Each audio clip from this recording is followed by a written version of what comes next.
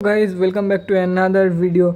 इस वीडियो को नेम देख के तो आप लोगों को पता चल ही गया होगा कि कंपनी GTL इंफ्रा है।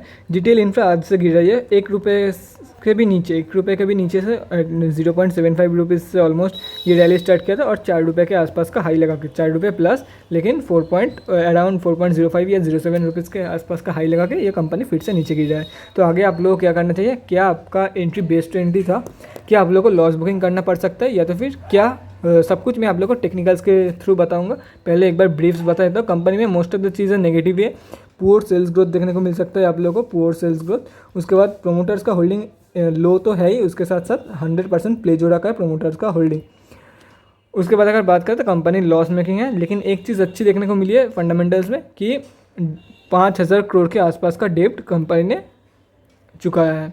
मतलब 5,000 करोड़ प्लस 5,000 करोड़ के आसपास का डेब्ट रिड्यूस किया है कंपनी ने। IDBI कंपनी को होल्ड करता है। और एक और बात है, जो बड़े प्लेयर्स हैं FIIs DIIs वो सब मार्केट से क्विट कर रहे हैं। मतलब ये जो कंपनी है इससे क्विट कर रहे हैं। आज के बारे में बात करें तो 2.5 करोड़ माल 100% जो कि निकल के आता है, लोग CNC में घर लेके गए। तो होना ही था क्योंकि लोअर सर्किट में था, तो CNC ट्रेड जो होता है इंट्राडे किसी ने नहीं किया होगा क्योंकि लोअर सर्किट कंफर्म था। तो क्यों लोग बेकार में खरीदते? ये हो गया, मतलब आज ही नीचे गिरा है। मतलब तो आज जितने भी लोग डिलीवरी लिया है वो लोग बुरा फंसा है। और चलिए चार्ट के माध्यम से मैं आप लोगों को सब कुछ दिखाता हूँ कि आगे क्या करना है और कहाँ तक ये कंपनी गिर सकती है। कंपनी का नेम एक बार फिर से दिखाता हूँ, GTL इंफ्रास्ट्रक्चर। ये टेलीकॉम इंफ्रास्ट्रक्चर के रिलेटेड काम करती है, टेलीकॉम इंफ्रास्ट्रक्चर से रिलेटेड काम काज करती है। लोअर सर्किट में क्लोज हुआ है। उसके बाद अगर बात करें तो जैसे कि आप लोग देख सकते हो, ये मैंने 2 लाइंस ड्रॉ कर रखा है। ये एक रीजन दिखाता है 2.5 से 2.1, इसके बीच में कंपनी कहीं पर भी रिटेस्ट लेके ऊपर जा सकती है या तो फिर कंसोलिडेट कर सकती है, जैसे यहाँ पे कर रही थी कंपनी ब्रेकआउट होने से पहले। तो अगर आप लोगों ने ये जो जगह, क्योंकि अपर सर्किट था तो बहुत लोगों को नहीं मिला होगा, अगर ये 2.5 प्लस आपने एंटर किया है तो आप लोगों को पक्का लॉस बुकिंग करना पड़ेगा। क्योंकि हाँ, अगर आपका लक अच्छा हुआ तो आप लोग सेल करके निकल सकते हो, लेकिन 90% चांस है कि यहाँ तक ये गिरेगा, यहाँ से कहीं से रिटेस्ट लेके जाएगा। और जनरली एक बात बोलूँ तो जब भी एक कंपनी इतना ऊपर तक रैली दिखाती है तो उसका, अगर इसके बारे में बात करें तो यहाँ से रैली दिखा है तो इसका 25% मार्क यहाँ पे, 50% मार्क यहाँ पे, 75% मार्क यहाँ पे, 100% मार्क यहाँ पे। 25%, 50%, 75% of the rally, 100% of the rally. तो company most of the case में 75% ही, मैक्सिमम टू मैक्सिमम 75% ही गिरती है कंपनी। 75% मतलब 25% मार्क के नीचे नहीं गिरती है कंपनी एक रैली का 25% मार्क। ये जनरल बात है। हाँ, अगर 75% मान लो कि बहुत कम स्टॉक्स ऐसा है कि 75% से भी नीचे 80%, 85% गिर गया, उसके बाद रिटेस्ट लेके या तो फिर बाउंस बैक दिखाती है आप लोगों को। ये बहुत ही कम केसेस में होता है। अगर 75% मार्क इस कोई कंपनी ने क्रॉस कर दिया, अगर रैली का 75% जो मतलब 75% से भी नीचे गिर गया, 80% गिर गया, तो मतलब बहुत नीचे के लेवल्स आप लोगों को दिखा सकते हैं। जहाँ से रैली स्टार्ट हुआ है उससे भी नीचे के लेवल्स कंपनी आराम से दिखाएगी। तो अब मुझे पर्सनली नहीं लगता है कि ये कंपनी उतना नीचे दिखा सकती है, लेकिन जिन लोगों ने भी ये 2 रुपये या तो फिर 1.5 रुपये के आसपास एंटर किया है, 1.5 रुपये के आसपास एंटर किया है, तो उन लोगों के लिए एक अच्छा खासा प्रॉफिट बुकिंग का चांस रहता है। यहाँ पे ये नहीं बोल रहा हूँ कि हाँ उन लोगों को प्रॉफिट बुकिंग ही मिलेगा। अगर आप लोग ट्रैप हो चुके हो तो चांसेस ज़्यादा, मतलब 70% चांस है कि आप लोग प्रॉफिट बुकिंग कर सकते हो। और जिन लोगों ने भी 2.5, उन लोगों के लिए तो 95% चांसेस है कि आप लोग फंस गए हो, आप लोगों को लॉस बुकिंग करना पड़ सकता है। तो ये हो गया बात। अगर मुझे पर्सनली लगता है 2.5 से और 2.1 के बीच से ये कंपनी कहीं से भी बाउंस बैक दिखा सकती है।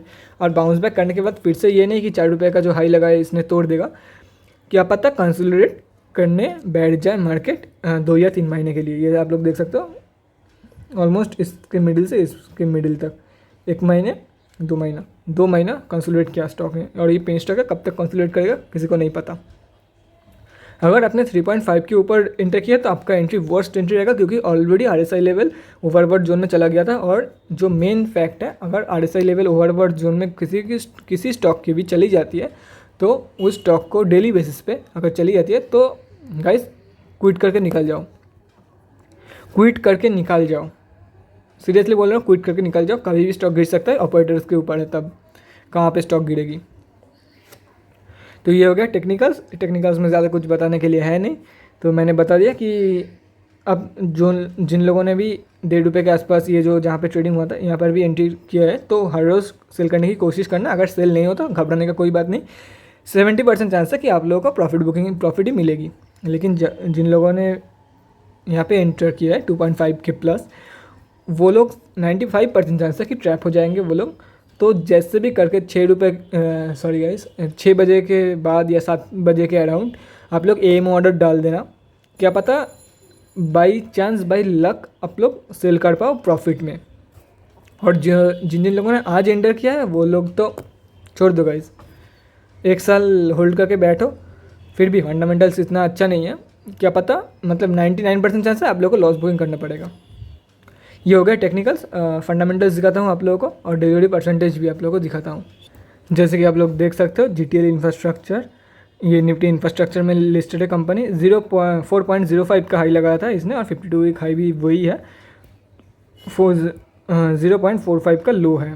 तो आराम से आप लोगों को अच्छा खासा रिटर्न देके गया है। और दिसंबर के महीने में सिर्फ 7 महीने का बात है, 7 महीने के अंदर एक अच्छा खासा रिटर्न आप लोगों को देके गया है।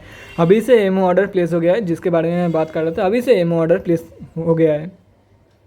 तो अभी से आप लोग डाल सकते हो, मार्केट क्लोज होने के बाद एक एमओ ऑर्डर डाल देना। अगर लक में रहा तो आप लोग एग्जिट करके निकल सकते हो। 3.75 में डालने की 75 में डालने की भूल कर भी गलती मत करना। कल का जो लोअर प्राइस बैंड या तो फिर लोअर सर्किट रहेगा वहाँ पर एक कैलकुलेट करके, आज 0.15 गिरा था तो 3.6 के आसपास एक ऑर्डर प्लेस कर देना। 3.6 के आसपास 3.6 में एम ऑर्डर डाल देना है। अभी हो सके तो 6 या 7 बजे के बीच में एक बार लोअर सर्किट में डालना। अगर क्लोजिंग प्राइस में डालोगे तो बहुत ही कम चांसेस रहता है कि क्लोजिंग प्राइस पे आपका ऑर्डर एग्जीक्यूट हो। अगर लोअर प्राइस बैंड में मिलता है तो लोअर प्राइस बैंड अगर आप लोगों को पता चल जाता है, कैलकुलेट करके उसके आसपास का प्राइस डाल देना है आप लोगों को स्टॉक में एग्ज़िट करने के लिए, तो चांसेस ज़्यादा बढ़ जाता है कि आप लोगों का ऑर्डर एग्जीक्यूट हो जाए। ये तो हो गया। और बहुत सारे अभी एक रूल अपडेट हुआ है, ये मुझे नहीं पता था कि POA पावर ऑफ अटॉर्नी अगर सबमिट नहीं किया है तो आप एम ऑर्डर नहीं प्लेस कर सकते। इसके चलते बहुत सारे बिगिनर्स और बहुत सारे स्टॉक ट्रेडर्स जो लोग 1 साल या 2 साल से भी ट्रेड कर रहे हैं, उन लोगों को बहुत ही दिक्कत हो रही है एम ऑर्डर प्लेस करने में, क्योंकि वो लोग एम ऑर्डर प्लेस नहीं कर पा रहा है। अगर आपने POA अपडेट नहीं किया है तो आपका तो बात ही खल्लास है, आप लोग छोड़ ही दो, एम ऑर्डर प्लेस नहीं कर सकते। तो ये तो सब कुछ हो गया। डिलीवरी पोजीशन अभी तक अपडेट नहीं हुआ है, फिर भी आप लोग को दिखाता हूँ BSE का वेबसाइट में जाके अगर अपडेट हुआ है तो वहाँ पे, क्योंकि मैंने BSE का वेबसाइट ही चेक किया था जब 2.5 करोड़ की बात कर रहा था, 2.5 करोड़ डिलीवरी परसेंटेज की डिलीवरी क्वांटिटी की जब बात कर रहा था तो BSE के वेबसाइट में ही जाके देखा था मैंने। ये आप लोग देख सकते हो 2.5 crore plus 2 crore 61,77,599 quantity trade हुआ था, 100% डिलीवरी परसेंटेज। तो ये होगा क्योंकि आज लोअर सर्किट में क्लोज हुआ था तो 100% कॉमन है। अब दिखाता हूँ कंपनी क्या करती है और फंडामेंटल्स एक बार डिटेल में आप लोग को दिखाता हूँ। चलिए, जैसे कि मैंने आप लोगों को बताया, GTL infrastructure is engaged in business of passive infrastructure sharing which is based on building, owning, operating and maintaining passive telecom infrastructure sites capable of hosting active network components of various technologies of multiple telecom operators as well as providing energy management solution। Market cap 4,874, almost 4,900 crore का market cap है। ROC negative में जा रखा है, book value भी negative में जा रखा है, ROE भी गायब है। करंट प्राइस 3.9 का, मतलब बुक वैल्यू से काफ़ी हाई में ट्रेड कर रही है कंपनी। तो लॉन्ग टर्म के लिए कंपनी 0 है क्योंकि बुक वैल्यू भी नेगेटिव में है। हाई 4.67 का है, 52 वीक हाई। यहाँ पे क्यों 4.67 दिखा रहा है मुझे नहीं पता, क्योंकि NSE के वेबसाइट में तो 4.05 दिखा रहा था। क्या पता ये पिछले साल का हाई दिखा रहा है। मुझे लगता है ये ऑल टाइम हाई दिखा रहा है 88 कंपनी, जो या तो फिर शायद कोई ग्लिच होगा, नहीं पता। तो जो हाई था वो 4.05 का था, आज ही कंपनी ने टच किया है 4.05 हाई, आज ही कंपनी ने लगाया और आज से नीचे गिरना चालू हो गया है। ये क्यों है मुझे नहीं पता। प्रोज एंड कॉन्स के बारे में बात करें तो आप लोग देख सकते हो कंपनी हैज़ रिड्यूस्ड डेब्ट, यही सिर्फ प्रोज में है। बाकी कॉन्स में जैसे कि मैं बोल रहा था, प्रोमोटर होल्डिंग लो है और उसके ऊपर से 100% प्लेज हो रखा है। Poor sales growth of 9.08% over past 5 years. Promoter holding decreased over last 3 years 16.71%। उसके बाद क्वार्टरली रिजल्ट के बारे में बात करें, क्वार्टरली रिजल्ट में आप लोग देख सकते हो लगातार लॉस मेकिंग कंपनी है और इस मार्च में तो मतलब ऑलमोस्ट 3 टाइम्स ज़्यादा लॉस दिया है, 3 टाइम्स प्लस ज़्यादा लॉस दिया है। ईयर ऑन ईयर बेस में बात करें, ईयर ऑन ईयर बेस में भी company totally loss making company है, लेकिन मार्च 2020 की कंपैरिजन में अच्छा खासा रिकवरी देखने को मिला है 600 करोड़ के आसपास का। बैलेंस शीट के बारे में बात करें, जैसे कि मैं बोल रहा था कि ऑलमोस्ट 5000 करोड़ का डेब्ट इन्होंने मतलब कर्जा इन्होंने चुकाया है। कैश फ्लो के बारे में बात करें, कैश फ्लो इंक्रीज़ हुआ है, उसके साथ साथ शेयर होल्डिंग पैटर्न 3.36%, प्रोमोटर लगातार अपना पैसा बेच रहा है, मतलब होल्डिंग बेच रहा है। और बड़े प्लेयर्स जो DIIs है, FIIs है, वो भी लगातार स्टॉक को सेल करने में लगा हुआ है। आप लोग देख सकते हो लगातार वो लोग बेच रहे हैं। और IDBI का एक होल्डिंग है, वो कांस्टेंट होल्डिंग है, लेकिन फिर भी वो लोग बेच रहा है धीरे धीरे।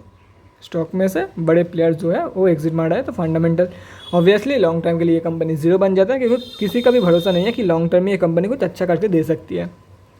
ये हो गया कंपनी के बारे में। तो चलिए गाइस, इस वीडियो के लिए इतना ही, अगले वीडियो में मिलते हैं guys. Thanks for watching, till then bye. और अगर आप लोगों को कुछ भी जानना है तो कमेंट सेक्शन में कमेंट करके ज़रूर बताना, मैं उसके ऊपर वीडियो बना दूंगा पक्का। और अगर आप लोगों को पर्सनली कुछ जानना है तो DM कर सकते हैं, लेकिन DM में क्या है, थोड़ा रिप्लाई आने में टाइम लगता है, क्योंकि बहुत सारे DMs पेंडिंग हो रखा है। Bye guys, thanks for supporting and keep supporting.